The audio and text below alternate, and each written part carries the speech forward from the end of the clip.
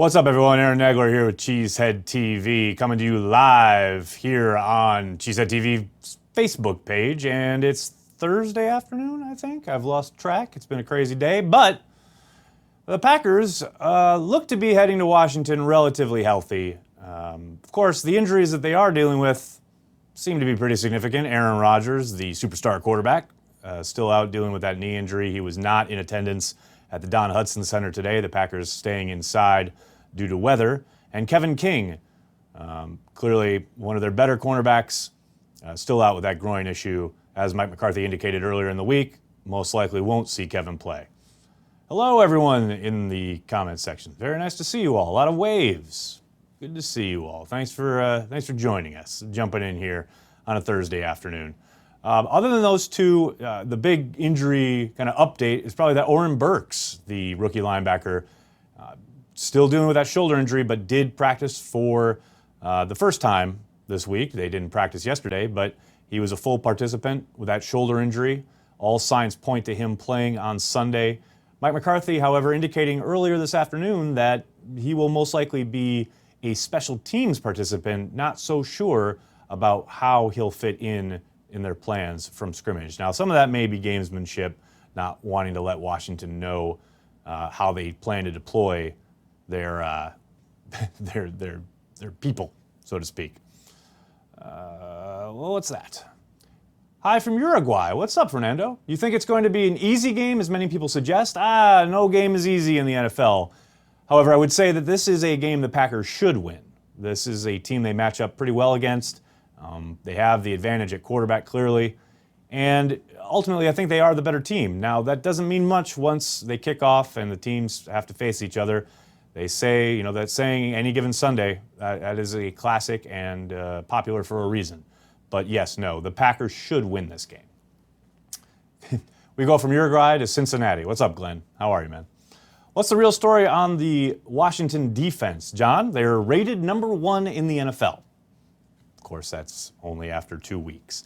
I think they're a talented group. They've got a front that can get after you. Ryan Kerrigan has given the Packers problems throughout the years.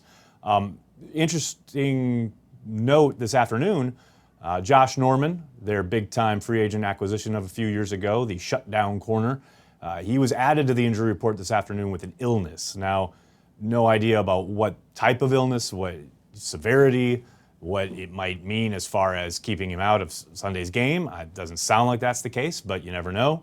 There's something to monitor between now and kickoff on Sunday afternoon. William, cheers. Thanks for joining us. King inactive on Sunday. Patrick, there's no official word on that yet, but it sure is trending that way. I'd be absolutely shocked if he played against Washington. What would your blood alcohol content be if you drank every time Mike McCarthy said frankly or fundamentals during a press conference? Frankly's not terrible, and even fundamentals isn't bad. The killer, the one that would get you, is if you did football or at the end of the day. At the end of the day is Mike's new go-to phrase. Like he recognizes that he's maybe used some of the pad level or polluted mindsets up a little bit too much, but now it's at the end of the day. At the end of the day, and the other thing he says a lot is, it's like anything. Like whoever it is asks him a question and it's like, question. Well, it's like anything, blah, blah, blah, blah, blah. No, Mike, it's not like anything else other than the thing I just asked you about. But thanks for that. Michael asks, is Aaron Jones eventually going to take the number 1 running back spot? It's a good question. I would doubt it simply because Mike McCarthy is a stubborn man, and they've got some pretty talented guys that Jones is running with there. I think it's going to be a timeshare. That was always the plan coming into the season. You clearly see how valuable Jamal Williams is in pass protection, a number 1 job back there, keeping Aaron Rodgers upright. I think Ty Montgomery's really improved in that area and has shown some spark as a runner. I think Jones is by far their most talented running back, but I don't think there's ever going to be a lion's share given to any of these guys. I think most of that will come down to, opponent specific, seeing what kind of defense they're going against, and then crafting a game plan that utilizes all their talents. Now, maybe if a guy gets hot, maybe if Aaron Jones gets hot, McCarthy will ride that and he'll get the lion's share of the touches. But I don't think that'll ever be the plan going into a game. Do you think scheme is winning for our defense, or do you really think our talent is upgraded? I think more so the former than the latter. That the scheme is winning? I don't know, John. I think maybe up front when they're trying to get pressure on the quarterback because they are having such issues, especially on the edge. But I think it's clearly noticeable that the talent is way upgraded in the secondary. I don't think there's any question there. That's been a notable improvement. I do think Mike Pettine's scheme is helping, but I think the secondary talent is the biggest change from last year to this year. Your honest assessment of McCarthy as a head coach, top 5, top 10? Bob, I don't know about power ranking him, but I think he's one of the better head coaches in the league. I know a lot of Packer fans are sick of him. I do think you should be careful what you wish for when you call for his firing. I don't think he'd be unemployed for very long. I do wonder if his message has gotten stale in Green Bay. It does sure seem to see that there's a good chance that this year is go get that championship, and then if they don't, maybe it's time for a change. It sets up that way. A lot of contracts coming off the books next year. Mike going into a lame duck season in 2019. I'm not saying that's going to happen, but it's a possibility.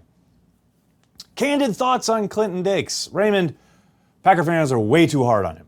Now, those are my candid thoughts. I do think, yes, he's out of position sometimes. Yes, he's not quite as physical as maybe you'd like him to be. But he's actually down in and down out pretty darn good. And I know nobody wants to hear that. I know people see, I wouldn't even say blown coverage because we don't know what the call was, but the touchdown, the first Vikings touchdown last Sunday, and you think, oh, he's out of position. You see him maybe on the sideline when a running back is about to go out of bounds. He doesn't blow the guy up the way some of the stronger hitting safeties in the league would do. But I think comparative to a lot of the league, safety is a spot where there's a lot of teams need help at that position, and I think Clinton Dix is a solid pro. I don't think he's a superstar. I don't think he's a Pro Bowler, but I do think that I just lost power in my computer behind me. But no, I think he's pretty good. Once the secondary finally gels, I believe they will be one of the best secondaries. John, I'd agree with that. I'd agree. If once they finally, A, stay healthy, and B, play together a bunch, I think, yeah, it's going to help a lot. Okay, guys, I'm going to take one or two more. Do you think Tremont is having to play it safe due to the play of Ha-Ha? Seemed he played bend, don't break rather than his normal. Sean, I don't know. I think he's always been a guy who's cognizant of who he's facing and may give certain wide receivers a little more cushion than others. I don't think he's making up for anything behind him. I think he's being a smart pro and doing what he's always done. Love King as a corner, but I'm starting to question his ability to stay healthy. Bob, I'm sure the Packers are too. There's no doubt there. Will Cobb keep return duties? Eric, I think so. I don't think there's any question that he gives them the best chance / the best spark there. How much of an improvement have you seen from last year's team besides the obvious of Scott and the secondary? Well, I think Scott's no question. Hey, look, everybody, it's my co-host at Packer Transplants, Corey Banke. I think Scott's no question. I don't think there's any doubt there. As for the rest of the team, I mean, it's so early. How can you even say anything?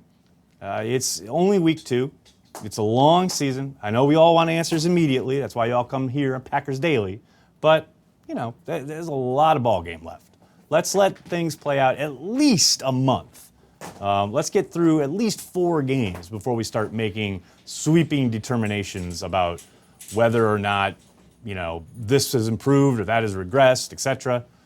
It's all very fluid. And don't forget, everything you're seeing right now on the field from week to week is very much forming a team. What these guys are in October is going to be light years different than what they're going to be in November, December, etc. So, don't get too caught up in trying to form opinions about what's going on week to week until we have a decent-sized body of work to draw from. Best Packers game I've ever seen in person. Wow, that's a great question, Ryan. Wow.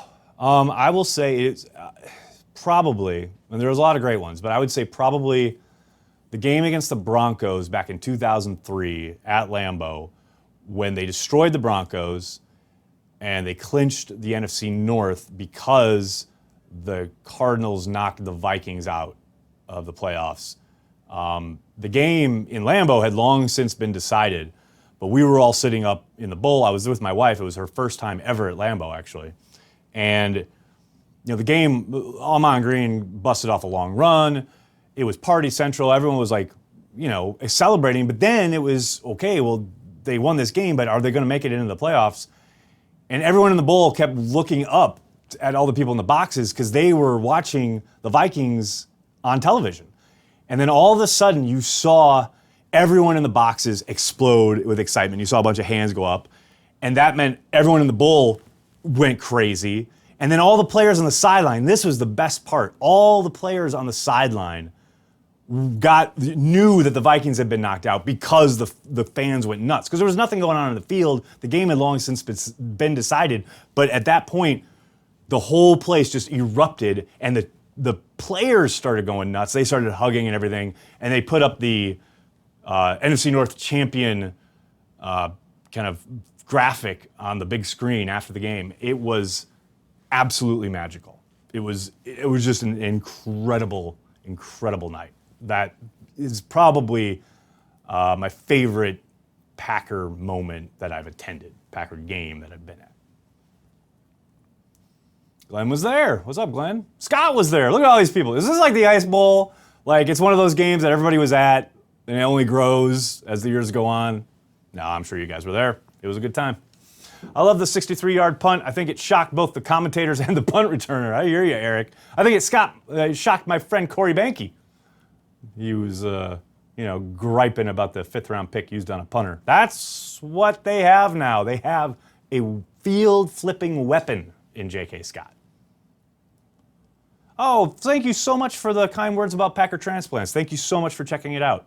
Every Wednesday, 5 p.m., Cheesehead TV. Either here on Facebook or on YouTube.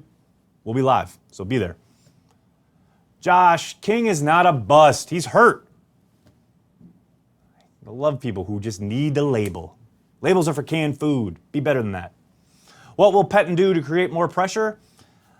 We'll see. I mean, I think he's not going to go hog wild. I do think he's going to use a little bit more of that A-gap mugging where he brings the linebackers down to the line of scrimmage and then drops people out and brings people from other places. You saw how effective Jair Alexander was from the slot last week. I think you'll see a little bit more of that. I don't think he's going to go crazy. I don't think he's going to try and overcorrect. I do think you'll see a few more pressure calls as the year goes on, though.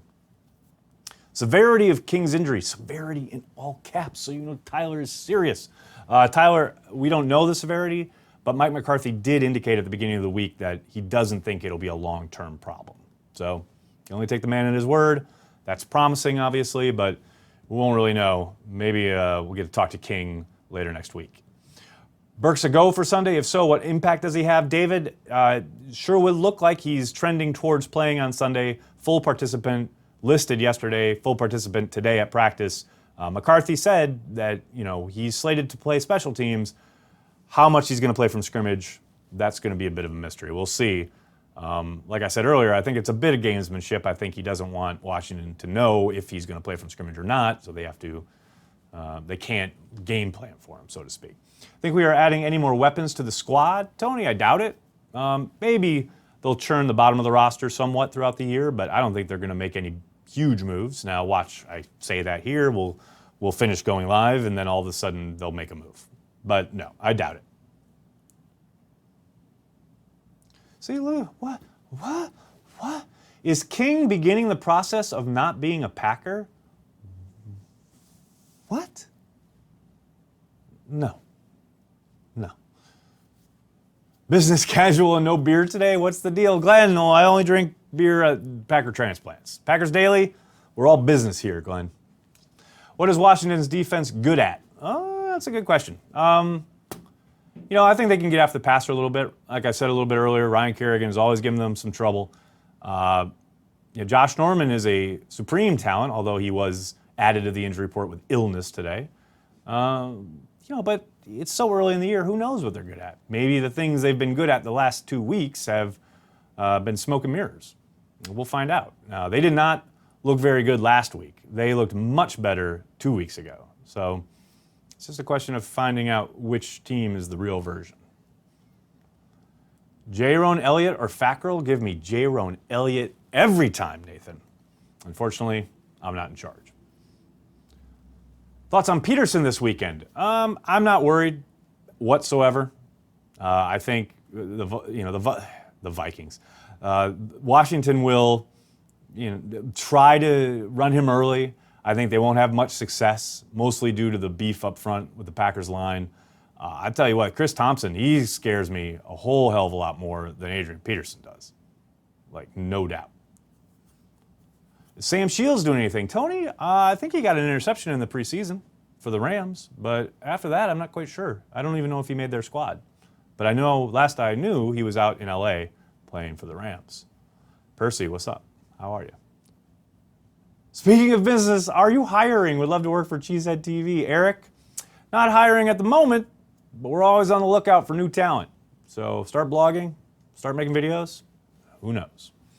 Hello from drenched Dillon, South Carolina. Nick, thanks so much for checking in, man. How many DBs can we expect on the field this weekend to help with coverage with Jordan Reed and Chris Thompson? Yeah, Jordan Reed is a big problem, Danny. I'm sure most Packer fans are familiar with him. I mentioned it yesterday in Packer Transplants. He is the one guy who really scares me on that offense. Chris Thompson does a little bit too, but Jordan Reed is the one who really strikes fear if you're looking at the matchups. Is that Martinez? Is Josh Jones doing that in his first game back? Maybe a bigger corner like a Josh Jackson? I don't know, man, but he is a legit weapon who can tear them apart if given the chance. So, they've got some talent at wide receiver. I'm not downplaying that, but I'm not nervous about that. Jordan Reed is the one issue. I don't know if that's bracket coverage. I don't know if you're staying in two-man, cover two, what have you, how you want to play that. But to me, that is the biggest worry for Mike Pettin on Sunday. Eric, not a face for TV. If you're talking about mine, yeah, that's why I'm on the internet.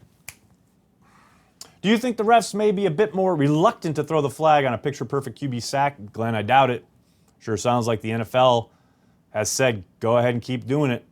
And the funny thing is I saw Kevin Seifert over there at ESPN, who tracks these kind of things. The league, the refs, have thrown as many roughing the passer penalties through 2 weeks as they did through 4 weeks last year. That's league-wide. So that tells you where the emphasis is.